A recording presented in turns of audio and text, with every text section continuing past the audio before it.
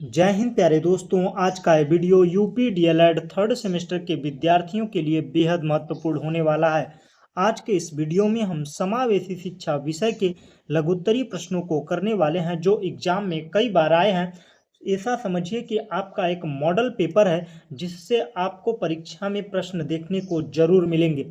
तो चलिए बढ़ते हैं प्रश्नों की ओर। तो पहला प्रश्न है, निर्देशन एवं परामर्श में अंतर स्पष्ट कीजिए। तो निर्देशन और परामर्श में प्रमुख अंतर, तो अर्थ के आधार पर सबसे पहले अंतर समझते हैं। निर्देशन यह एक व्यापक प्रक्रिया है जिसका उद्देश्य व्यक्ति को अपनी योग्यता, क्षमताओं, कौशलों के बारे में ज्ञान प्राप्त करने तथा उचित प्रयोग करके अपने कार्य में सफलता प्राप्त करने में सहायता करना है।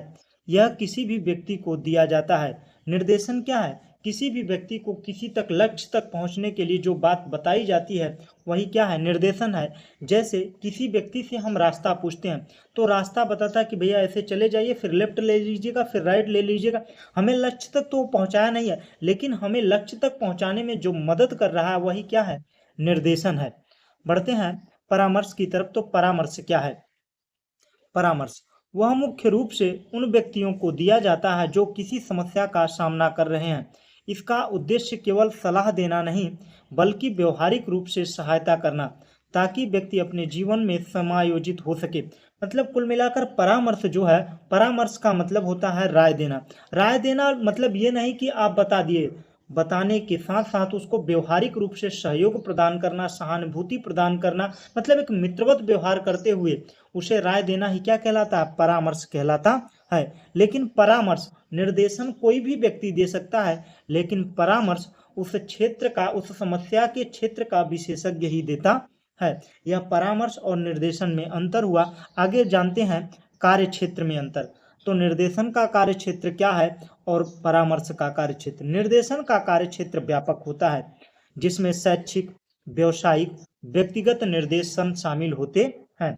और परामर्श का, इसका कार्य क्षेत्र सीमित और गहरा होता है जो मुख्य रूप से व्यक्तिगत और मनोवैज्ञानिक समस्याओं पर केंद्रित होता है। मैंने बताया ना, किसी विशेष समस्या का विशेषज्ञ ही हमें परामर्श देता है।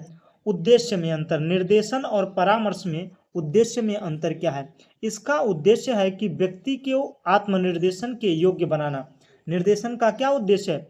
आत्मनिर्देशन के योग्य बनाना, ताकि वह अपनी समस्या के संबंध में स्वयं निर्णय ले सके। निर्देशन का मतलब होता है मैंने रास्ता बता दिया, अब रास्ते पर चलना है या नहीं चलना है यह उस व्यक्ति का काम है।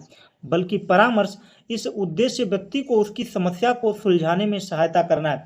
मतलब परामर्श क्या करता है? उस व्यक्ति की जो समस्या है उसको समाधान करने में सहायता करता है। और प्रकृति रूप से अंतर क्या है आइए समझते हैं। हमने हर एक पॉइंट को अगर इस प्रकार से आप लिखेंगे तो आपका एक भी नंबर नहीं कटने वाला है लघुत्तरी में। तो प्राकृतिक रूप से अंतर क्या है इसको समझते हैं।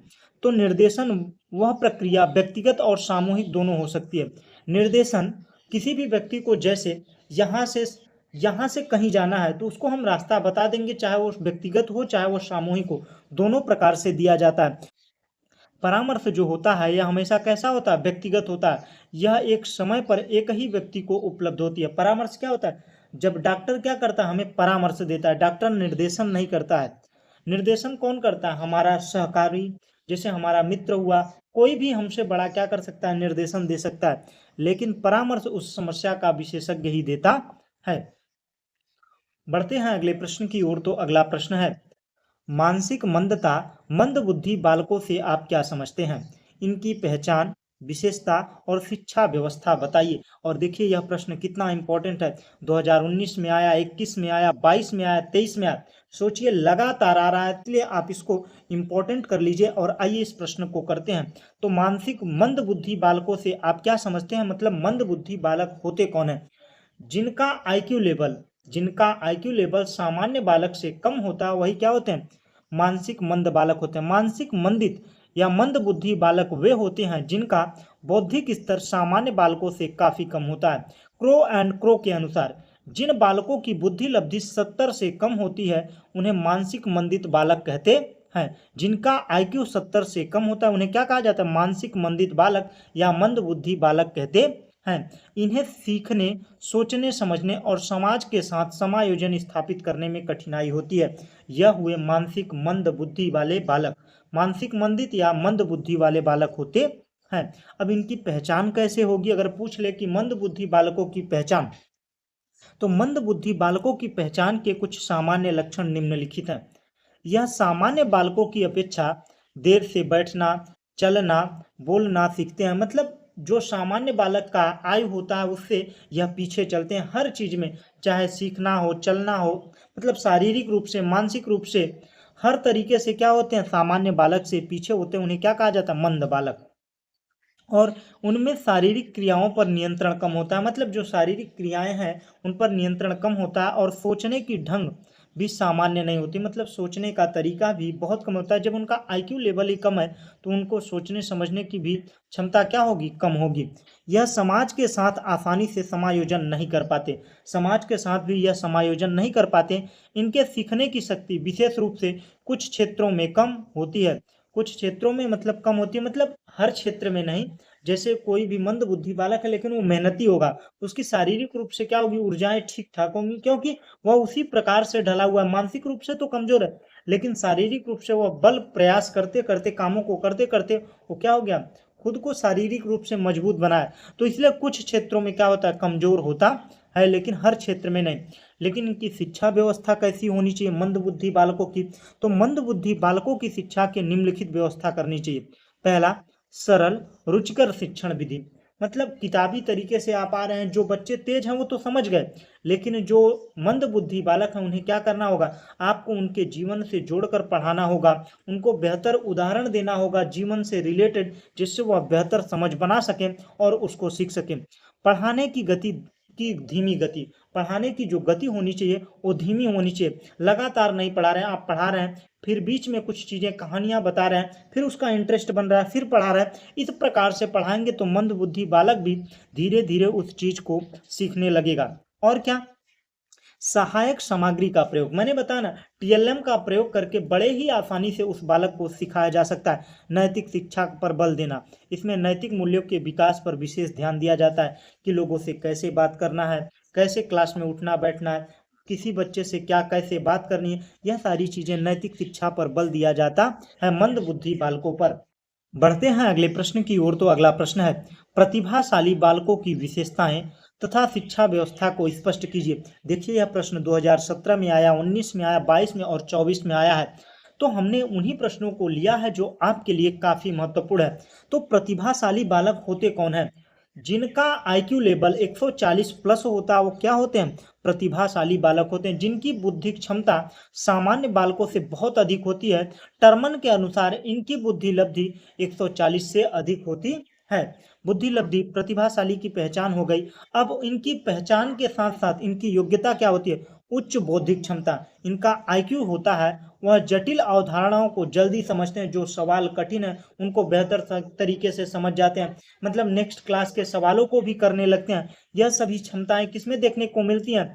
प्रतिभाशाली बालकों में देखने को मिलती है। और अपनी समस्याओं का समाधान ढूंढने में कुशल होते हैं। कोई भी समस्या होती है तो बेहतर तरीके से उसको ढूंढते हैं। और सामान्य जिज्ञासा, इनमें सीखने की अत्यधिक इच्छा होती है। मतलब सीखने की उत्सुकता क्या होती है? इनमें ज्यादा होती है। यह लगातार प्रश्न पूछते हैं, नई चीजों को जानने में उत्सुक होते हैं। उनका शारीरिक संगठन गठन कैसा होता है? आइए जानते हैं। टर्मन और ओडम के अनुसार प्रतिभाशाली बच्चे शारीरिक गठन, सामाजिक समायोजन, व्यक्तित्व के गुणों, विद्यालय उपलब्धि, खेल की सूचनाओं और रुचियों की विविधता में औसत बालकों से श्रेष्ठ होते हैं। मतलब जितने भी बालक हैं, सामान्य बालक हैं, उनसे हर क्षेत्र में ये क्या होते हैं? प्रखर होते हैं। तो इनके लिए शिक्षा व्यवस्था कैसी होनी चाहिए? अब समावेशी शिक्षा क्या कहता है कि चाहे वो तेज हों, चाहे कमजोर हों, चाहे उच्च वर्ग के हों, चाहे जैसे भी बालक हों, चाहे विकलांग हो, सभी को एक साथ शिक्षा देना ही क्या है? समावेशी शिक्षा है। तो समावेशी शिक्षा में शिक्षा की व्यवस्था प्रतिभाशाली बालकों के लिए कैसी होनी चाहिए? तो प्रतिभाशाली बालकों की शिक्षा के लिए विशेष व्यवस्था की आवश्यकता होती है। तो क्या करना चाहिए? समृद्ध पाठ्यक्रम, इन्हें सामान्य पाठ्यक्रम के अलावा अधिक चुनौतीपूर्ण विशेष पाठ्यक्रम प्रदान किया जाना चाहिए। मतलब प्रतिभाशाली जो बालक होंगे उनको सामान्य पाठ्यक्रम के साथ साथ कुछ और चुनौतीपूर्ण तरीके से कार्यों को प्रदान करना चाहिए, जिससे क्या करें वो उसी में अपनी प्रतिभा को दिखा सकें। नहीं तो क्या होगा कि जब हम मंदबुद्धि बालक और प्रतिभाशाली बालकों को एक साथ पढ़ाएंगे तो प्रतिभाशाली बालिक बालक क्या होगा, बोरिंग फील करने लगेगा। इसलिए उसको क्या होगा, चुनौतीपूर्ण विशेष कार्यक्रमों को प्रदान करना होगा। व्यक्तिगत ध्यान, शिक्षक को इन पर व्यक्तिगत ध्यान देना चाहिए ताकि उनकी क्षमताओं का पूर्ण विकास हो सके। जब उन पर शिक्षक सामान्य बालकों के साथ साथ इन पर विशेष ध्यान देगा तभी इनका पूर्ण विकास हो पाएगा। और तीव्र गति से अध्ययन, मैंने बताया ना प्रतिभाशाली बालक है तो वो तीव्र गति से ही सीखेगा। और नेतृत्व का परीक्षण, स्कूल में ऐसी गतिविधियों का आयोजन करना चाहिए जिसमें नेतृत्व का गुण विकास हो। मतलब कुल मिलाकर उसे कार्यभार सौंपना चाहिए कि आप सभी बालकों के मतलब मॉनिटर बना दीजिए और सभी कार्यों को देखें कौन बच्चा कैसे कर रहा है। ये मॉनिटर वाला जो कार्यक्रम चलता था वो कौन बालक होते थे, प्रतिभाशाली बालक होते थे। विशिष्ट कक्षाएं, सामान्य विद्यालयों में ही विशेष कक्षाएं आयोजित कर विशेष रूप से नियोजित पाठ्यक्रमों को प्रस्तुत किया जाता है। मतलब उस बालक को बता दीजिए, जैसे उसको कह रहे हैं आता है तो आइए बेटा यहाँ पर ब्लैक बोर्ड पर लगा कर दिखाइए इस सवाल को, तो वह कक्षा में जाएगा सवाल को लगाएगा। तो सवाल जब बेहतर तरीके से लगा तो फिर उसको आप खड़े होकर सभी बच्चों को एक साथ समान तरीके से समझाएंगे। तो यह तरीका आप फॉलो कर सकते हैं, जिससे वो बालक क्या होगा, उस कक्षा में बोरिंग भी फील नहीं करेगा और बेहतर तरीके से अपने प्रतिभाओं का विकास कर सकेगा। बढ़ते हैं अगले प्रश्न की ओर। तो अगला प्रश्न है, बाल अपराध के प्रमुख कारण क्या है? अपराधी बालकों की उपचार की विधियों पर प्रकाश डालिए। तो बाल अपराध के प्रमुख कारण, जब किसी बच्चे द्वारा कोई कानून विरोध समाज विरोधी कार्य किया जाता है तो उसे क्या कहा जाता है, बाल अपराध कहते हैं। इसके प्रमुख कारण है, पहला कारण है पारिवारिक कारण। पारिवारिक कारण में विघटित परिवार, माता पिता का तलाक, मृत्यु, माता पिता का पक्षपातपूर्ण व्यवहार की वजह से क्या होता है, बाल अपराध बालक करता है। सामाजिक आर्थिक कारण, गरीबी, बेरोजगारी, सामाजिक असमानता के कारण भी बाल अपराध होते हैं। उसके बाद में मनोवैज्ञानिक कारण, मानसिक रोग, तनाव, चिंता, अवसाद और आत्मघाती विचार के कारण भी बाल अपराध होते हैं। और अन्य कारण, बुरी संगत में वो पड़ गया तब भी वह क्या करेगा, बाल अपराध करेगा। सिनेमा, दूरदर्शन, इंटरनेट का नकारात्मक प्रभाव के कारण भी क्या होता है, बाल अपराध होता है। क्योंकि पिक्चरों में अक्सर दिखाया जाता है कि बालक वो पढ़ता नहीं है, फिर उसके बाद में वो मार काट करते हुए एक बड़ा आदमी बन जाता है। तो ये सारे गलत प्रभाव किस पर पड़ेंगे, उस बच्चे पर, तो बाल अपराध कर सकता है। बढ़ते हैं अगले। तो उपचार की विधियां क्या है? बाल अपराध को उपचार की विधियां, मनोविश्लेषण विधि, बालक को अचेतन मन का अध्ययन करके उसे दामित भावनाओं और इच्छाओं का ज्ञान प्राप्त कर उपचार किया जा सकता है। मनोविश्लेषण तरीके से उसमें क्या कमियां, उसकी भावनाएं क्या हैं, उसको धीरे धीरे सुधार कर बेहतर इंसान बनाया जा सकता है। मनो अभिनय, इस विधि में बालक को अपनी इच्छा के अनुसार अभिनय करता है और जिससे वह मानसिक संघर्ष कम होता है। मतलब उसे अभिनय कराते कराते उसमें ढाल दिया जाता है एक अच्छे इंसान में। उसके बाद में खेल विधि, खेल विधि, खेल द्वारा बालक की दबी हुई रचनात्मक प्रवृत्ति को बाहर निकालकर उसे संतुष्ट किया जाता है। मतलब जो बालक हैं कि हमें नहीं आता, हम ऐसे नहीं विकास कर पाएंगे, तो उन्हें एक मौका दिया जाता है। मौका देते देते वो क्या करेंगे, खेल विधि से खुद को, खेलने में आपको न थकान लगती है, उत्सुकता आती है, मनोबल नहीं दबता।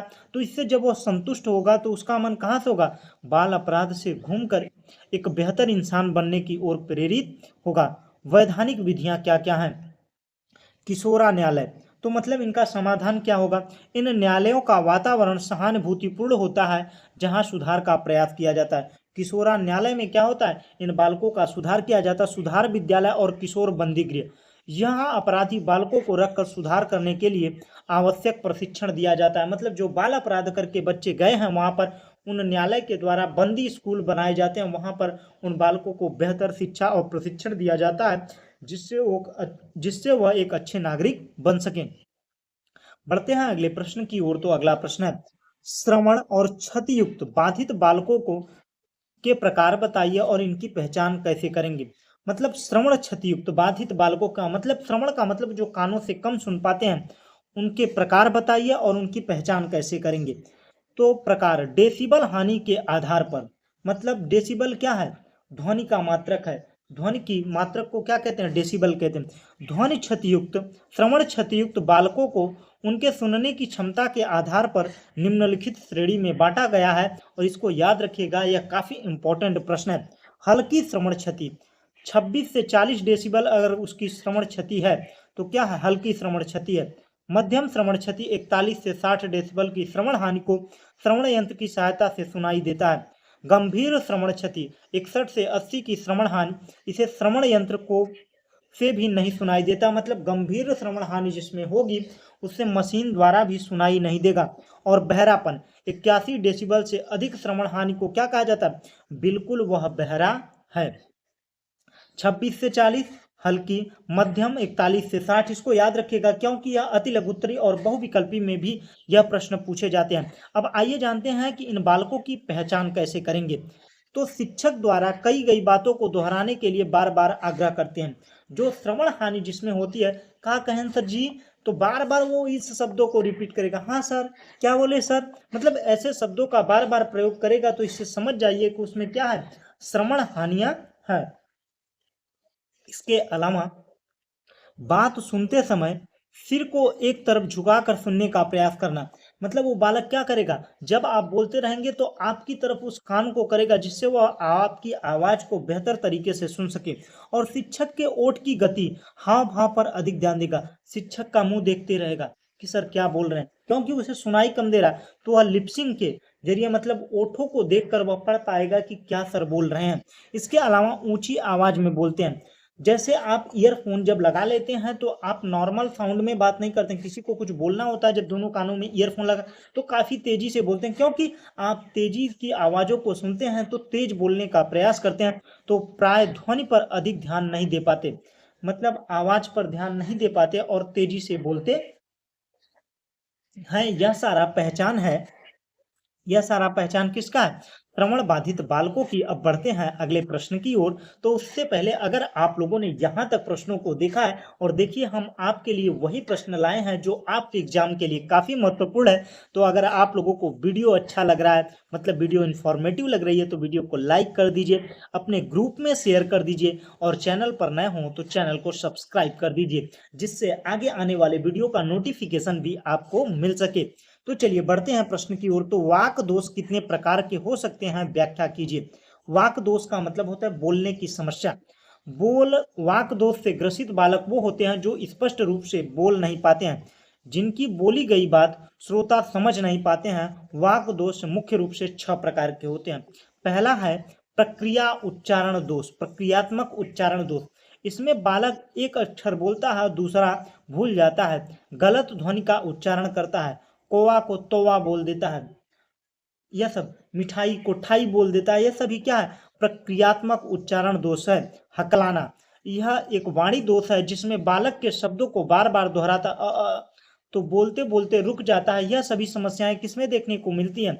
हकलाने वाले बालकों में मिलती हैं।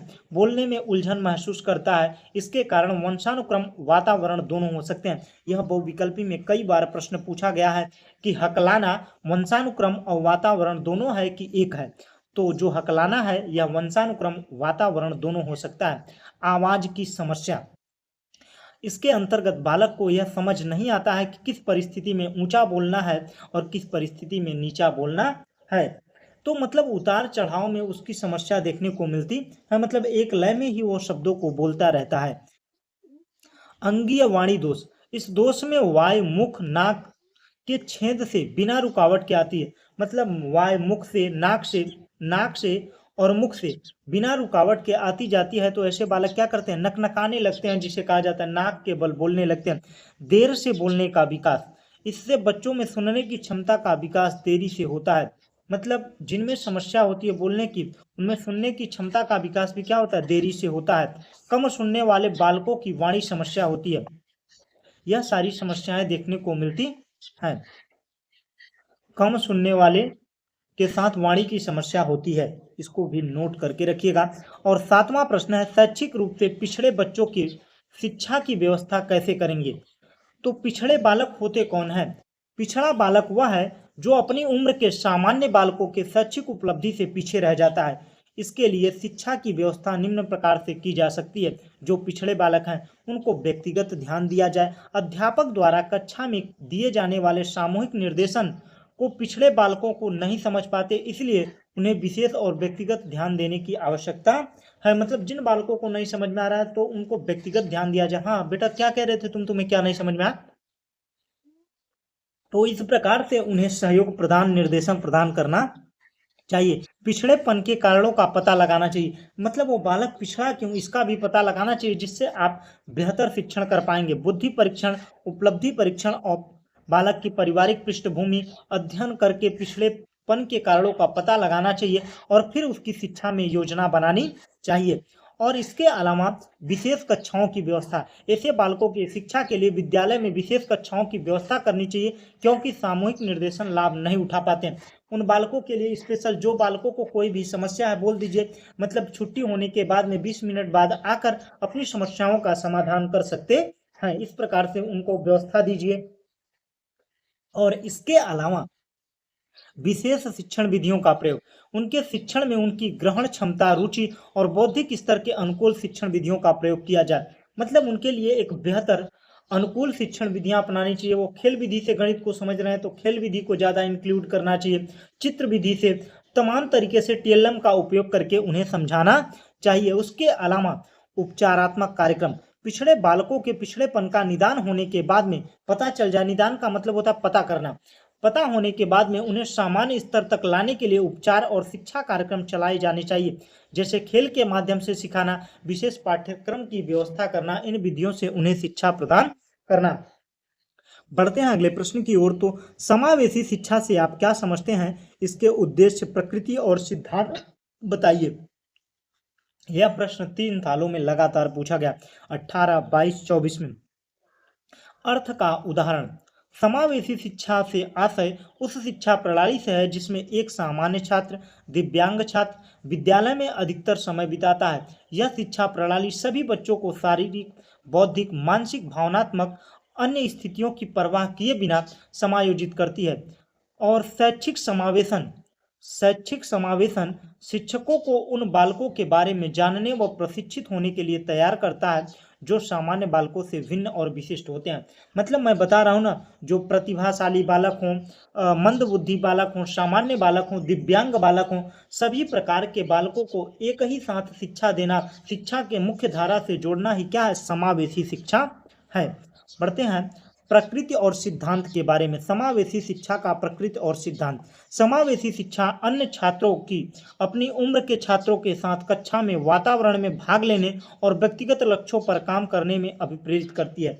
मतलब जो भी बालक हैं, जो मतलब दिव्यांग बालक हैं, वो क्या कहते हैं? आत्मनिर्भर बनते हैं। सभी को एक धारा में जोड़ा जाता है, तो मतलब यह कमजोरी का एहसास नहीं कर पाते कि हम कमजोर हैं पैर से, इसलिए हमें अलग बैठाया गया। मतलब वो सबके बराबर हैं, उनकी क्षमताएं सबके बराबर, उन्हें हौसला दिया जाता है।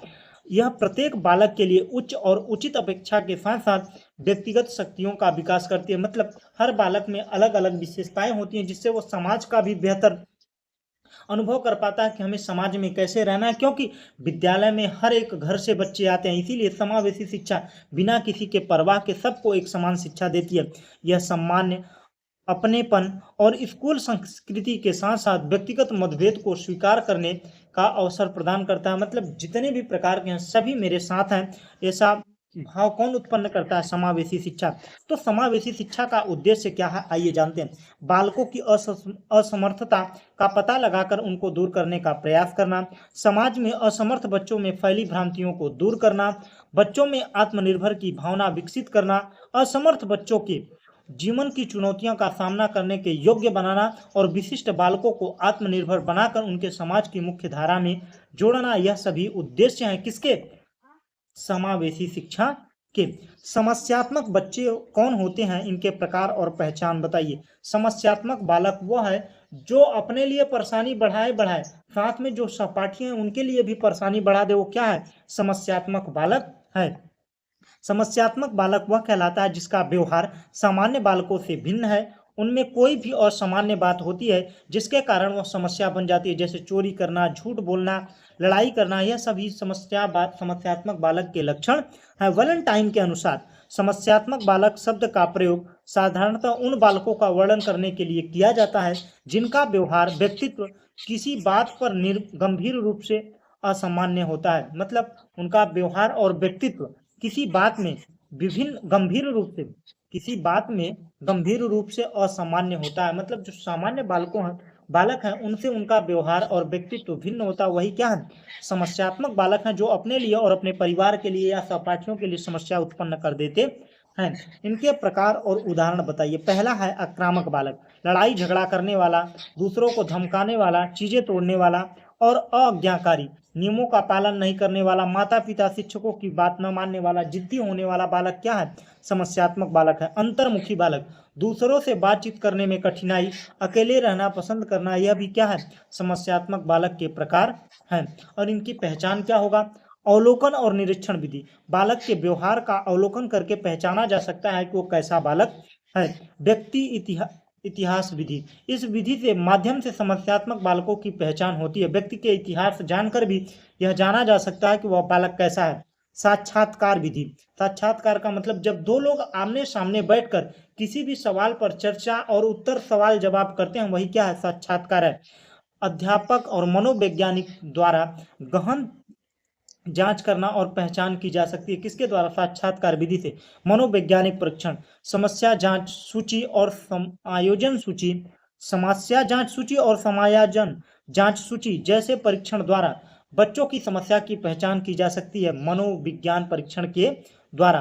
भारतीय पुनर्वास परिषद के कार्यों का उल्लेख कीजिए। भारतीय पुनर्वास है क्या, भारतीय पुनर्वास अधिनियम 1992 के तहत संविधानिक निकाय के रूप में 22 जून 1993 में अस्तित्व में आई।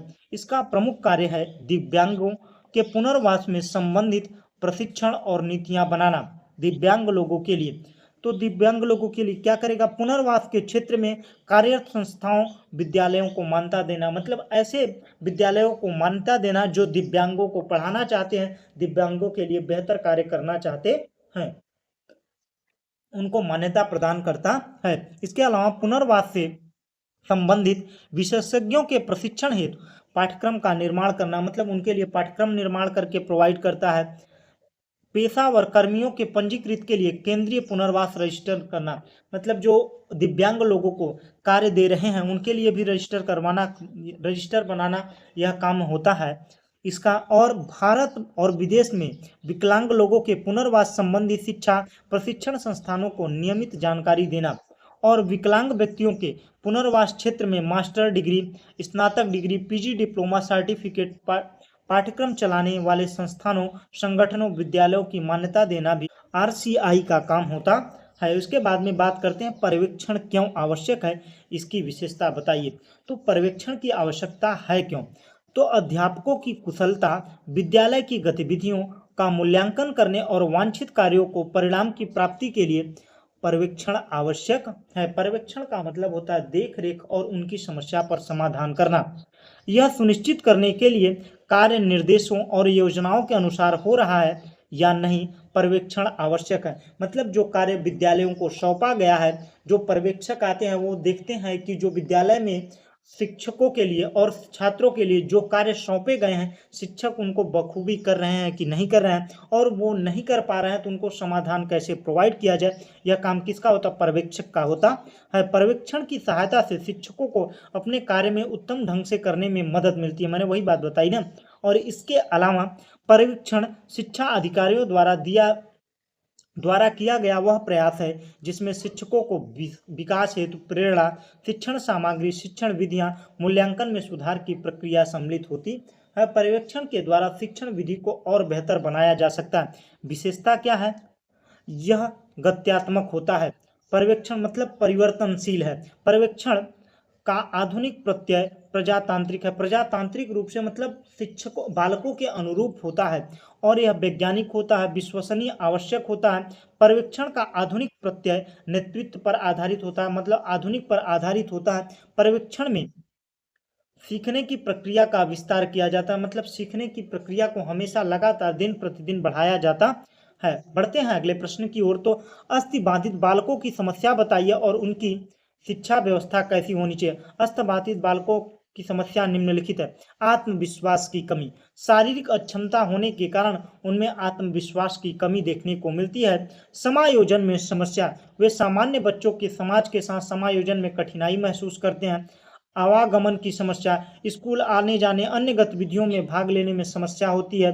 रोजगार की समस्या, भविष्य में रोजगार पाने में कठिनाई का सामना करना पड़ता है। सीखने में समस्या, शारीरिक बाधाओं के कारण कुछ सीखने की प्रक्रियाओं में पीछे रह जाते हैं।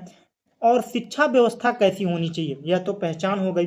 और शिक्षा व्यवस्था कैसी होनी चाहिए, खास उपकरणों की व्यवस्था, व्हील चेयर बैसाखी विशेष उपकरणों की व्यवस्था की जानी चाहिए। उसके अलावा समुचित बैठने की व्यवस्था, समावेशी शिक्षा इसी पर जोर देती है।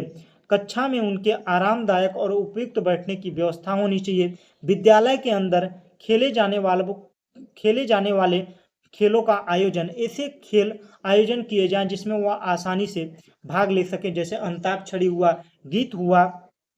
इसके अलावा अध्यापक की भूमिका क्या होगी, अध्यापकों को उन बच्चों को मित्र जैसा व्यवहार करना चाहिए ताकि वह अपनी समस्याओं को बिना संकोच बता सके। सर हम ये खेल कहाँ खेल पाएंगे, सर ऐसे ये खेल करा दीजिए ना।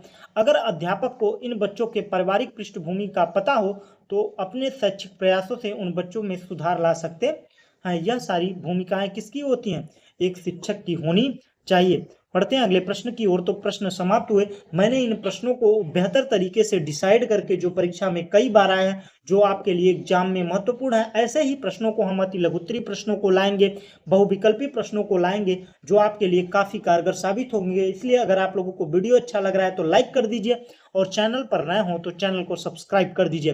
Thanks for watching. जय हिंद।